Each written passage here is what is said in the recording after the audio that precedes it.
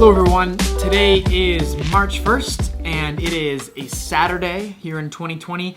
This is the third video of this new weekly video series that I'm doing, and I'm here on a Saturday because this last week was total chaos here in Halifax. Good chaos, organized chaos, but 2 of our 8 team members were out on vacation, which meant that we were below capacity, and we're also busier than we've ever been, which is great, but it meant that I had to come here from Toronto, and Z had to fly from our Toronto office as well to fill in and to pick up some of the slack.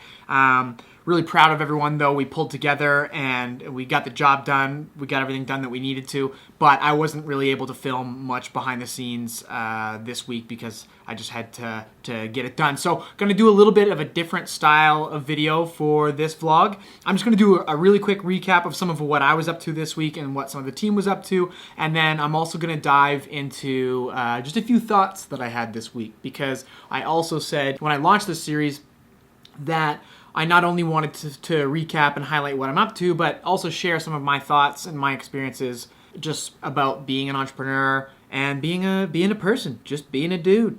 All right, so in terms of what the company was up to, what I was up to last week, one of the first things that we did was Josh, Carter, and I headed out to Chester in Nova Scotia to do some work with Sustain Technologies. So Sustain, they turn waste, I'm going to butcher this, but essentially they turn waste into clean energy. We got to see their facility tour, do some interviews, really cool little project. I got to test drive the new Porsche Taycan Turbo electric vehicle. So a few months back, I got to drive a Porsche 911, and it was one of the first fast cars the only fast car that I had ever driven, and it was totally nuts. And now driving the electric vehicle, which is, I guess, even faster. It was super cool. I got to drive it for maybe 15, 20 minutes, but it was enough to give me a taste. It's like driving a spaceship. It was making Jetsons noises.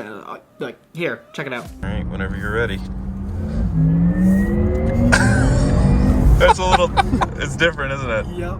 Transportation, space travel, and supersonic sports. Yeah, I want one of those someday. And I finally got to meet with our design team for the first time in quite a while. Got to sit down with Paul and Sarah, bat a few ideas around, come up with a few new creative projects that we're gonna test out. And yeah, just great to catch up with them. Carter, Josh, and Z headed to Ingonish, Cape Breton for a project. Really, really appreciative of those guys doing the long 5-hour drive each way. Thank you guys.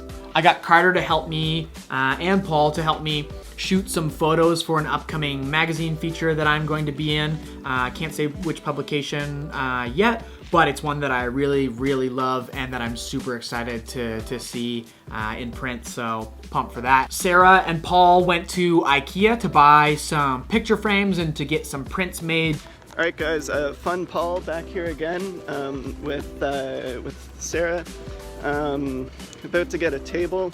Then afterwards, I'm gonna get a hot dog for $1. To date, I've sort of been responsible for most of the interior decorating here at the office, which just should not have happened because it's not a strength of mine or something that I have any experience with. I can look at a space and say that's a nice space or that's not a nice space, but I'm not the guy to put it all together, so leaving that with the people that know what they're doing, the designers. Really excited to see that come together. And I'll just mention one more thing from last week. I got to meet with my men's leadership forum. So I'm part of this group of 8 men that meet kind of once a quarter each year. We get together and we help each other out. We talk about our mental health. We talk about our professional lives, our personal lives, our relationships. I've been a part of that group for 4 years now, and in many ways I feel like I've become a man through that group and under the tutelage and through the support of that group. So love those guys, great to see them.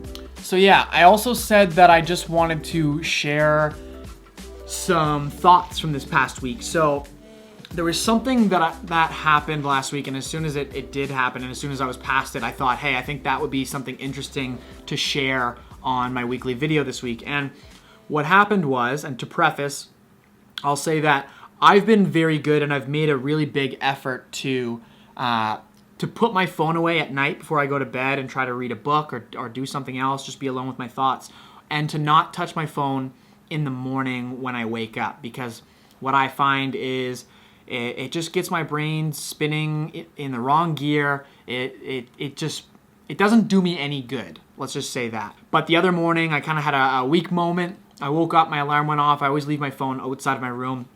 I went out, I grabbed it, and I just instantly went on Instagram, which I never do. And I went on someone's story, and I saw someone tagged in it, and I clicked on them, and like I wasn't even thinking, and I clicked on this person, and it happened to be someone that is in a similar industry to me and to us, and I'd never even heard of them before. And I was clicking through, and it's a very successful person, seemed like a great person, and I just went down this rabbit hole of jealousy and of feeling small in comparison to this person, which is not something that I feel often these days. And I was doing some stretching on a yoga mat shortly after, and while sitting there and breathing and stretching and trying to get going for my day, I was still plagued by these thoughts of jealousy and kind of sending this negative energy towards this person, like cursing this person that I don't even know in my mind. And I caught myself. I'm lucky that I did.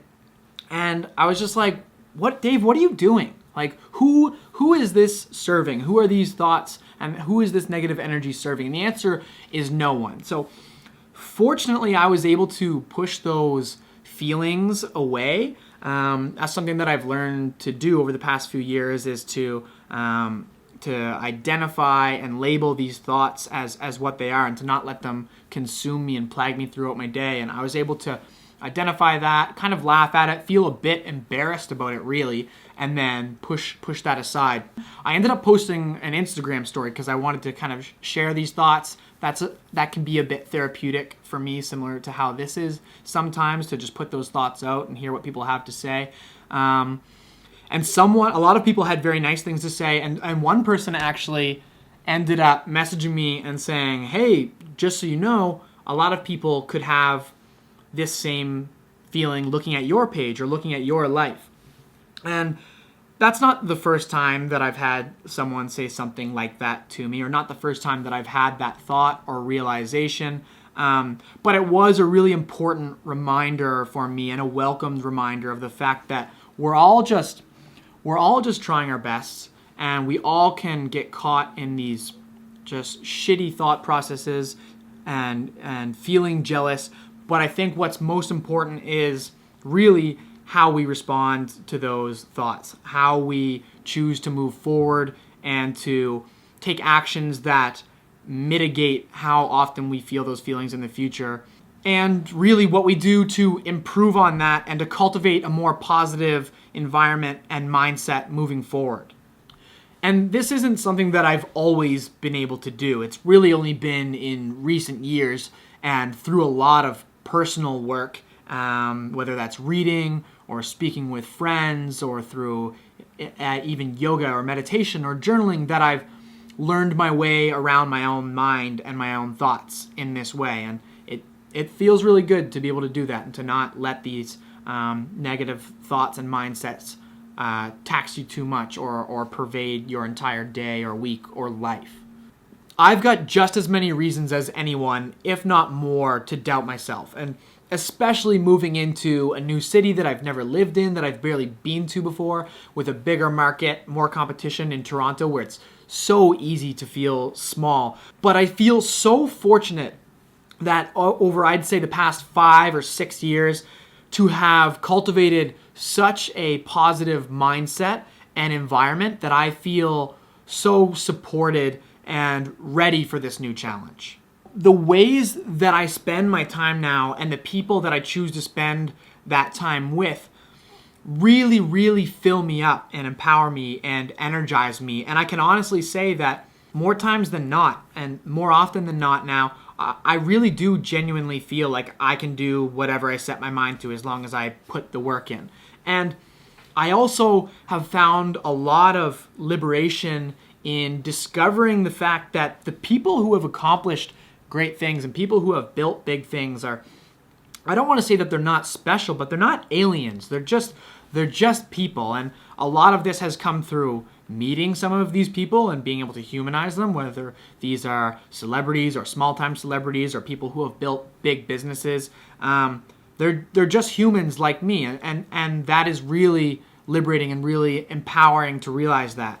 I've also found that through books. I recently finished Shoe Dog by Phil Knight, and I realized that the founder of Nike, which, like, you would think Nike's been around for a million years, but I think he was starting that in like the 50s or 60s. I'm not good with dates, but I mean, he was just a kid traveling around the world trying to figure out what the hell he was going to do, and ends up building this behemoth of a company. And another book that I read recently that hits a little closer home for me was called One Hell of a Ride, and that's that's about Craig Dobbin, who was a Newfoundland born entrepreneur, I think son of an Irish immigrant. He may have been an Irish immigrant himself, I'm not sure, but came from nothing, came from dirt, was diving for scrap metal, and ends up through pure ambition and a little bit of just kind of blind arrogance, which if you want to do great things, if you want to build big things, you kind of need a bit of that, I think, ends up building the biggest helicopter company in the world. Like, starts it in Little St. John's, Newfoundland, and ends up acquiring companies and just taking over the world, essentially. And just being able to connect with that and being able to see that this was just some guy who dared to think big and who dared to put himself out there and take risks and to think, why not me? Again, that just gets me so excited and makes me feel like I can do the same thing if that's what I want. All right, so I think that's where I will leave it for this video. This may have been more valuable or therapeutic for me than for anyone else, but I hope you at least found it interesting or insightful or entertaining at the very least. If you're still watching and if you enjoyed this, please give the video a thumbs up, give it a like, and if you haven't subscribed yet and you want to continue to follow along with these weekly videos, please hit the subscribe button, and feel free to leave a comment. Let me know where you're watching from. Let me know what types of videos or content you'd like to see on here, and I'll see you next week. Headed to Toronto on Wednesday, so I think next week's video will be from there. Later.